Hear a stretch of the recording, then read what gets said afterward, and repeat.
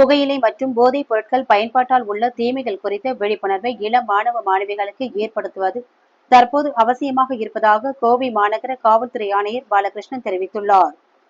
கோவையில் children charitable trust பெண் குழந்தைகள் இல்லத்தில் புகையிலை தடுப்பு தினத்தை முன்னிட்டு போதைப் பொருள் குறித்த விழிப்புணர்வு நிகழ்ச்சி நடைபெற்றது.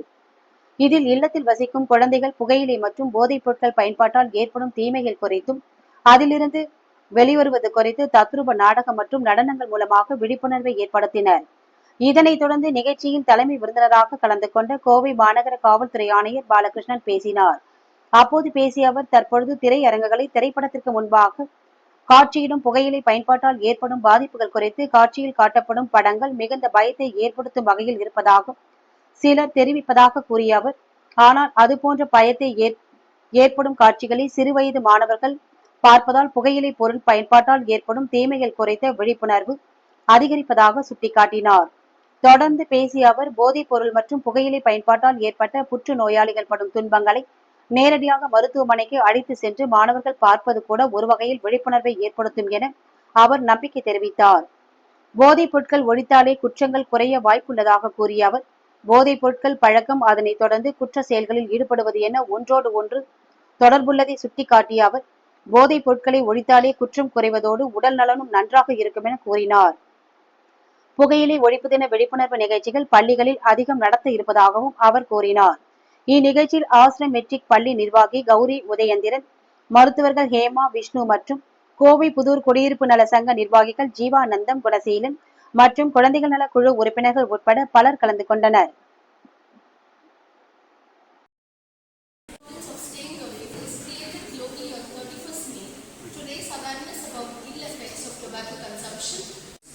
Raising awareness on women and children's safety, professional training and development of women,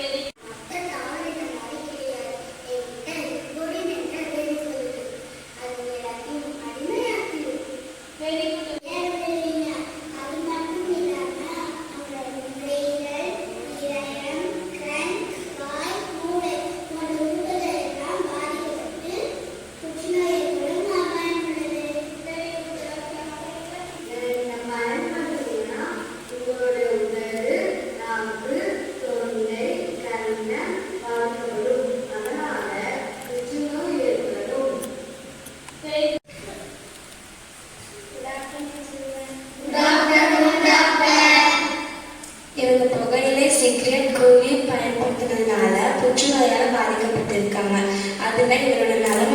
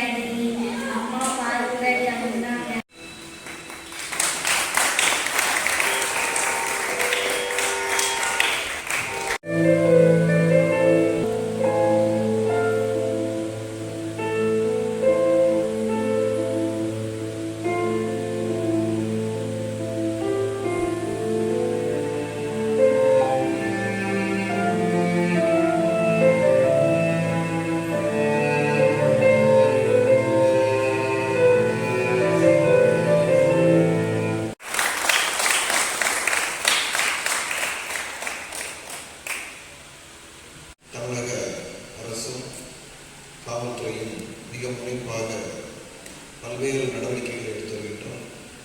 இப்போ நீங்கள்லாம் மிக அருமையாக இந்த ப்ளே, அதே போல் டொபாக்கோக்கு எகெயின்ஸ்டாக எப்படி ஒரு விழிப்புணர்வை ஏற்படுத்தணும் அப்படிங்கிறதுக்கு மிக அழகாக செஞ்சு காமிச்சிங்க. தேங்க்யூ.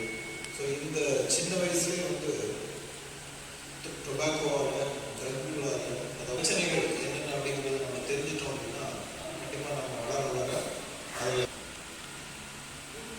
ஒரு சில நேரம் சினிமாக்களில் கூட சினிமாக்கள் ஆரம்பிக்கிறதுக்கு முன்னாடி போடக்கூடிய அந்த அட்வர்டைஸ்மெண்ட்ஸ் புகையிலைனால எப்படி புற்றுநோய் வருகிறது அப்படிங்கிறத மிக கொடூரமாக, அதாவது எவ்வளோ ஒரு கொடூரமான ஒரு வாழ்க்கை நம்ம புகையிலை மற்றும் போதைப் பொருட்களுக்கு அடிமையாக ஏற்படுது அப்படிங்கிறத நம்ம தத்துவமாக இயற்கையாக காமிக்கும் போது குழந்தைங்களுக்கு அந்த இமேஜ் மனசில் ஆழமாக பதியும் போது எந்த ஒரு சூழலையும் அந்த மாதிரியான பழக்கவழக்கங்களுக்கு ஆளாகாமல் இருக்கிறதுக்கு வாய்ப்பு இருக்குது.